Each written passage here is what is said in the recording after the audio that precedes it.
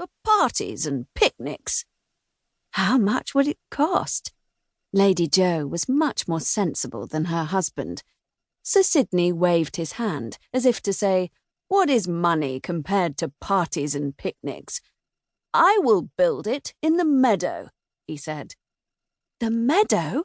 thought Olive. "Think about it," cried Sir Sidney. "Summer evenings, the moon, the stars, looking back over the valley, the park all lit up. It would be impressive." Sir Sidney was a man who liked to impress. Olive screwed up the courage to speak. "Where exactly in the meadow?" she asked. Her father shifted on his chair, and Olive knew, she just knew. "Where my oak tree is," she said. Sir Sidney nodded. "I'm sorry about that, but there are lots of other trees." "Not like mine," said Olive. "The oak tree is my friend." Everybody stared, even the servants. It was rare enough to hear Olive talk, let alone stand up to her father, and possibly because he was so surprised, Sir Sidney said, "Very well, I have to go out now, but I will be back at tea time. If by then you can think of something more impressive than my summer house, I will not cut down the oak." "Do you promise?" asked Olive. "I promise."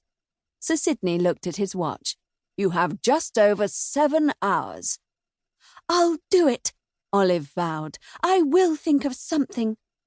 She ran out of the breakfast room, down the big lawn, over the bridge, and through the woods to the meadow, where all her determination left her, and she crumpled at the foot of her oak tree. She had no idea what to do next. The wind breathed through the oak tree's branches. Olive curled up among its roots. "I wish you would help me," she said. The oak leaves sighed. The trees in the woods sighed. Olive began to feel drowsy. She closed her eyes and yawned. She mustn't sleep. She mustn't. She had to think. She slept. The clock in the tower struck the hour. When Olive woke, the meadow, the oak, and the view of the valley were gone.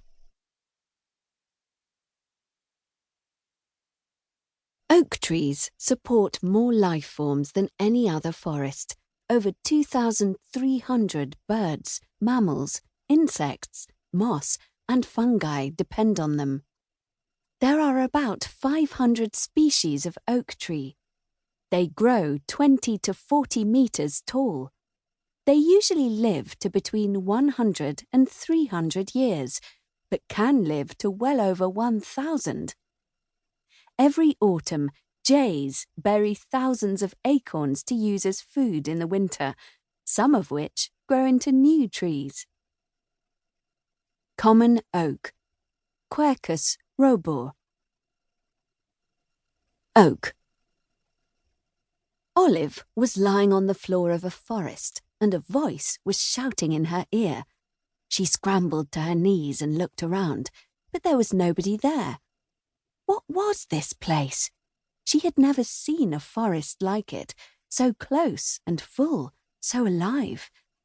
Vast trees soared above her, blocking out the sun, draped in vines and moss, with giant fungi growing from their trunks, and a tangle of smaller trees spread beneath them. And the noise! Creaking branches and rustling leaves, the caw of rooks and the rat-a-tat of woodpeckers, the trill and chatter of songbirds. In every forest Olive had ever visited, there were always some signs of human activity: a coppiced tree, the glimpse of a field, a path, a fence. Here there was none of that. The forest was completely wild. Yet Olive wasn't afraid. Quite the opposite. She felt excited, with a sort of bubbly giddiness, as bursting with life as her surroundings. As her eyes adjusted to the dim light, Olive saw that she was on the edge of a grassy clearing, with a narrow deer track leading into it, and a large oak growing on the far side. Her heart leaped, then fell, as she saw that this oak was taller and older than her.